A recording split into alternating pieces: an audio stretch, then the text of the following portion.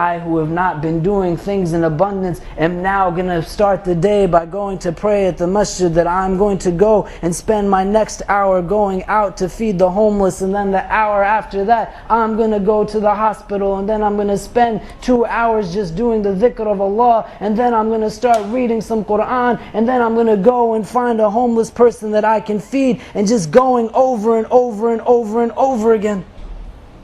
The Prophet ﷺ, he advises us that when we carry out on certain actions, we should do them consistently, little by little. That if you want to really get something that just comes to you habitually, don't try to over-exasperate yourself. Don't spread yourself too thin. Do those things that you can do sensibly and you can implement beyond the month as well. So would it be better for me to carry forth upon 5 different activities that will last for me throughout my entire life? Or should I carry out on things in the hundreds that I won't even be able to act upon beyond a week? And then we have to think about it. And consistency is the key. When the Prophet ﷺ is speaking to his companions, when he is telling them of the actions, he says to them, إِنَّ اللَّهَ كَتَبَ الْإِحْسَانَ عَلَى كُلِّ شَيْءٍ. That indeed Allah Azza wa Jal, He has prescribed this thing of ihsan on everything. Perfection, the utmost of beauty. What you do it well. You do it to the best of your ability. You don't do it haphazardly. That when a man comes to the beloved of Allah alayhi salam, Ya Rasulullah, I want to fast outside of the month of Ramadan. He is coming to him, Ya Rasulullah, I want to fast. Teach me what I should do. And the Prophet ﷺ says to him that fast the lunar days of the month, fast the middle days of the month, the white days of the month. And he says, Ya Rasulullah, I can do more than that. And he says to him, then fast on Mondays and Thursdays. And he says, Ya Rasulullah, I can do more than that. And the Prophet ﷺ says, then fast as was the sunnah of the Prophet Dawood ﷺ, fasting every other day, but don't do more than that.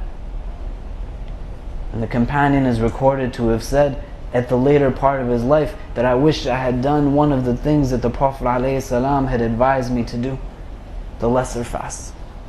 But what we understand from this is that primarily the Prophet ﷺ, when he is speaking to his companion, a member of that best generation, and the man says, pose to me something, give me an advice that I can go and implement into my life, the beloved of Allah ﷺ does not start with a greater quantity of fasts and work his way down. He goes from 3 nights of the month to 8 days of the month to then 15 days, half of the month, working his way up from the smaller quantity to the greater quantity. That it's not about how much you do, but rather it's about how you do it. Do it to the best of your ability. Understand your respective strengths. Understand your respective weaknesses. Do what makes sense for you.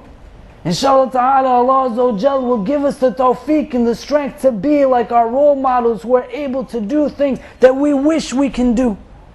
But we have to be able to be honest with ourselves and act in a way that allows for us to grow as an individual so that we can benefit not only in this world but in the next.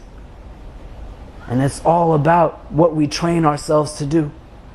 This month of Ramadan, it allows for us to really understand who we are and what we are about.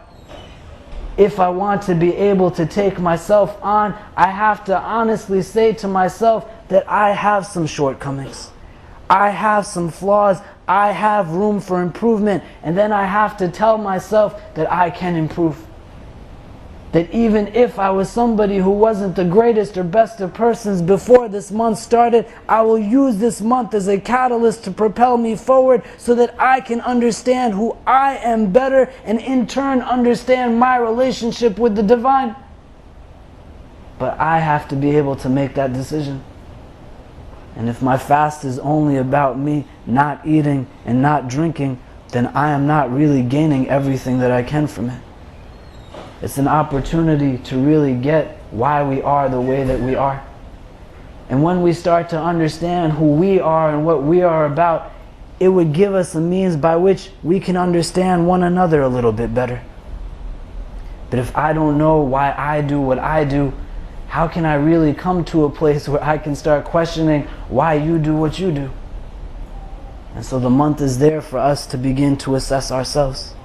We can take on those habits, we can take on those instinctive actions, we can take on those things that we don't enjoy doing.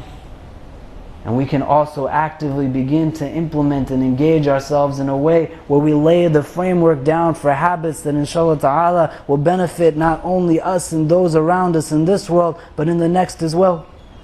That the Prophet ﷺ, he alludes to 40 days being a time period in which if you actively act upon something, it will become something that you are just instinctively inclined towards doing.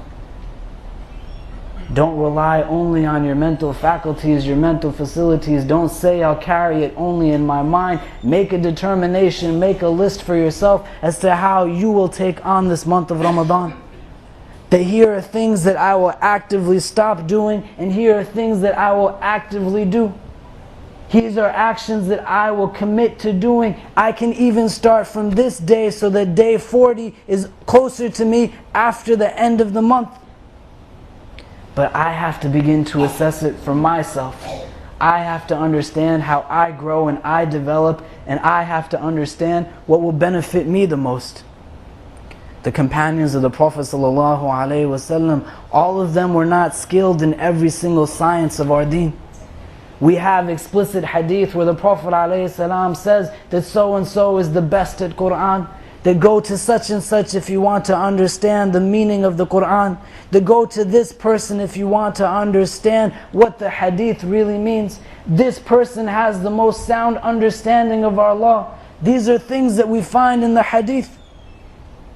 But if that generation is able to be different and they're able to act upon their different strengths only unique unto themselves, so too each and every one of us has the ability to exert certain actions based off of our respective strengths and our weaknesses.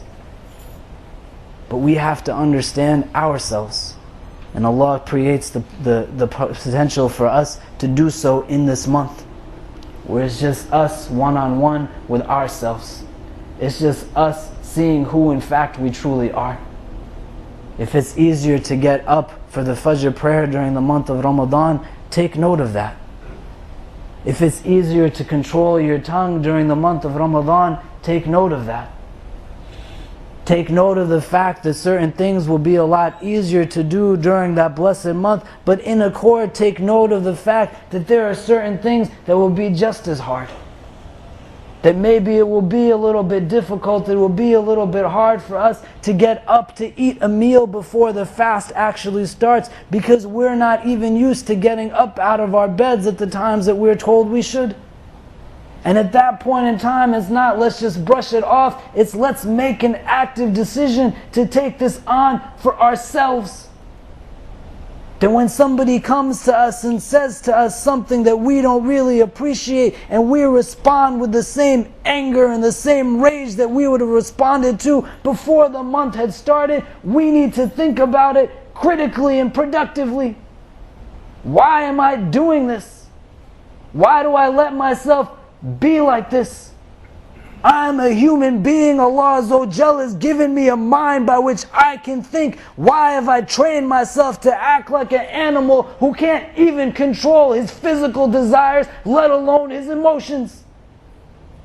And the month says to you that we're taking away all of the physical things that you desire during the course of the day, so you understand yourself a little bit better. And we shouldn't be the ones who waste that opportunity, because we don't know if we're going to even get through the end of the month. And we don't know if we do, if we'll see another Ramadan beyond it. Let us use this month to really understand a little bit better who we are, so that in turn, inshallah ta'ala, we can start being those individuals who can be better for the people who are around us. May Allah subhanahu wa ta'ala guide us and protect us. May He bless us with knowledge that benefits us. May He bless us with the tawfiq to understand and implement that knowledge into our daily lives. And may He guide and bless us all. Wallahu ta'ala alam wa billahi tawfiq. Wassalamu alaikum wa rahmatullahi ta'ala wa barakatuhu. Thank you for listening. We hope you enjoy the program.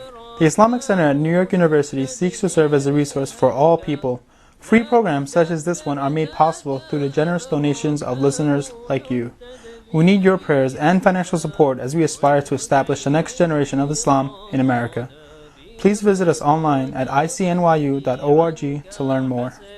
ربي جل الله ما في بقلبي غير الله على الهادي صلى الله لا إله إلا الله حسبي